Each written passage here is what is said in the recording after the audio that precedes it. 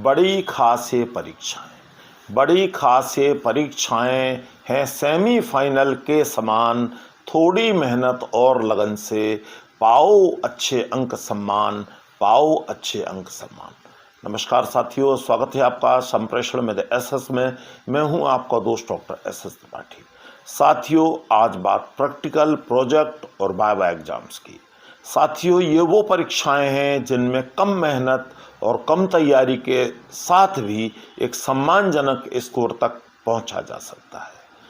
कुछ लोग मानते हैं इन्हें कि ये परीक्षाएं तो इजी मार्क्स वाली हैं या यूं कहें मुफ्त के नंबर हैं, लेकिन साथियों ऐसा कदापि भी नहीं है।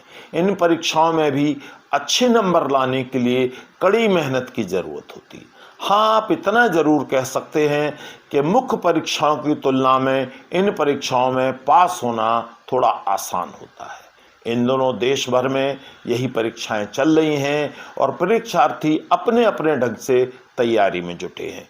इसलिए आप सबके लिए कुछ स्कोरिंग टिप्स लेकर हाजिर हूं, जिन्हें अपनाकर मैं समझता हूं आप प्रैक्टिकल, प्रोजेक्ट और वाइवा एग्जाम्स में अच्छा कर पाएंगे, अच्छे अंक ला पाएंगे।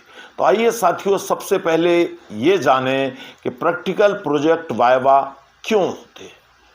तो साथियों, सामान्यतः प्रत्येक विषय में 2 एग्जाम्स होते हैं। एक होता है सैद्धांतिक यानी थ्योरी, और दूसरा प्रायोगिक यानी प्रैक्टिकल, प्रोजेक्ट और वाइवा। और दोनों में साथियों अलग अलग पास होना जरूरी होता है। और जो वाइवा एग्जाम्स है उसमें आपकी बौद्धिक क्षमता की जांच होती है, आपकी प्रायोगिक और व्यवहारिक स्किल का आकलन होता है, और मौखिक परीक्षा आपकी सोच, समझ, तैयारी, विषय के ज्ञान को परखने के लिए होती है। तो ये सारी चीज़ें आप यूँ समझिए आपकी प्रायोगिक परीक्षा या प्रोजेक्ट परीक्षा के भाग हैं। अब साथियों आगे आते हैं कि इन चीज़ों की तैयारी कैसे करनी चाहिए कि इस परीक्षा में आप आसानी से सफल हो जाएं और अच्छे अंक लाएं। तो सबसे पहली बात तो साथियों ये है कि आप टॉपिक और अपनी फाइल की अच्छी तरह से तैयारी करके आएं।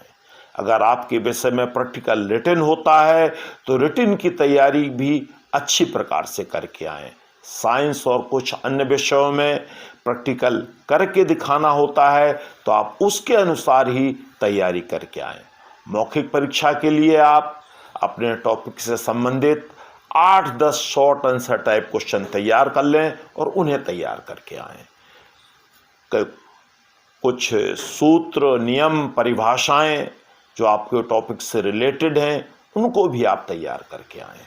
और कई बार साथियों एग्जामिनर ऐसा भी पूछ देते हैं कि आज आप कौन सा टॉपिक पढ़ के आए हैं, क्या तैयारी करके आए हैं, उसके बारे में बताइए। और कई बार साथियों ऐसा भी होता है कि आपके विषय से जुड़ी कोई उस समय की तत्कालीन घटना या करंट टॉपिक जो होते हैं उनके बारे में भी एग्जामिनर आपसे पूछ सकते हैं। अब साथियों बात उठती है कि आपका आउटलुक कैसा होना चाहिए। तो साथियों हम किसी के भी बारे में अगर कोई धारणा बनाते हैं तो सबसे पहले उसे देखकर धारणा बनाते हैं। इसलिए साथियों आउटलुक भी इन एग्जाम्स में काफ़ी मैटर करता है, और यह बात बॉयज़ और गर्ल्स दोनों पर लागू होती है।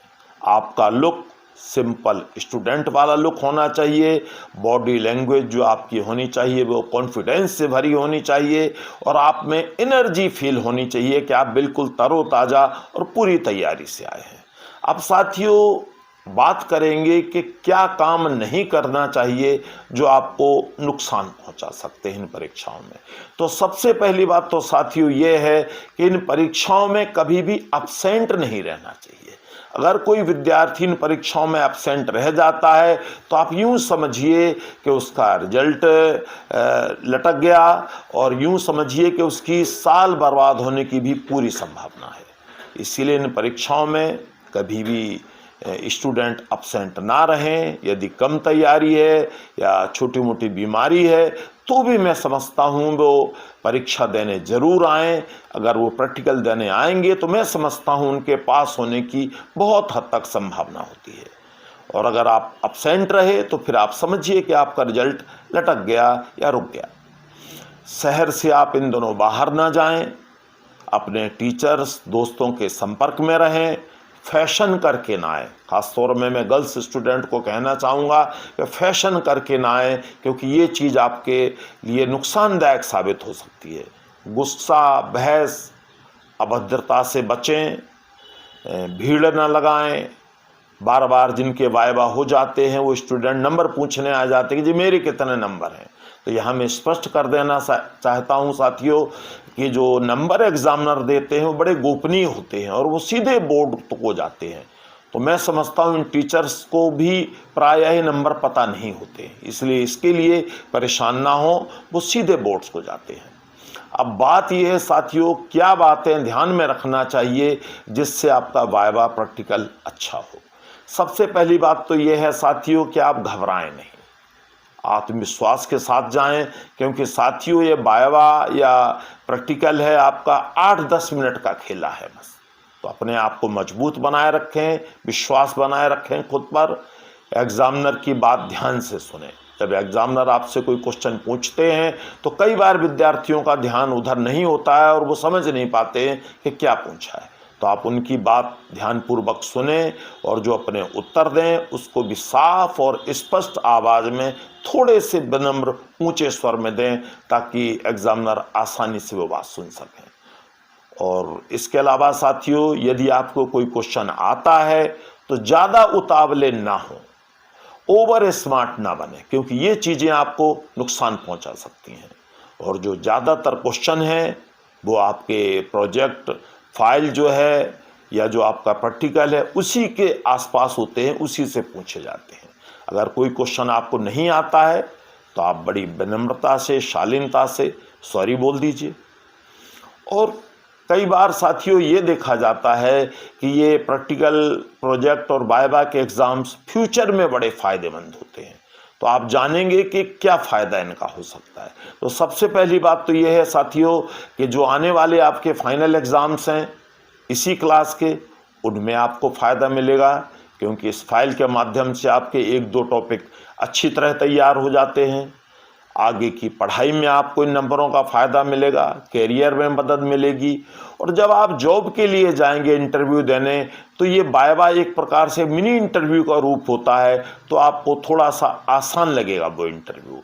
और आपकी परफॉर्मेंस अच्छी होने पर फाइनल एग्ज़ाम्स में भी आप अच्छा स्कोर कर पाएंगे, अगर इन एग्ज़ाम्स में आपकी परफॉर्मेंस बढ़िया होती है। तो अगर आप सार और संक्षेप में कहूँ साथियों, तो मैं यही कहना चाहूँगा कि प्रैक्टिकल एग्ज़ाम्स तो साथियों सेमीफाइनल की तरह होते हैं, और आप जानते हैं फाइनल में जाने के लिए सेमीफाइनल में अच्छी परफॉर्मेंस ज़रूरी होती है, क्योंकि फाइनल का रास्ता सेमीफाइनल से ही निकलता है। इसलिए इनमें प्रेजेंट रहना ज़रूरी है, अच्छा परफॉर्मेंस करना ज़रूरी है। तो आप सब प्रैक्टिकल, प्रोजेक्ट, वाइवा एग्ज़ाम्स में बहुत अच्छा करें। मेरी बहुत बहुत शुभकामनाएं। All the best.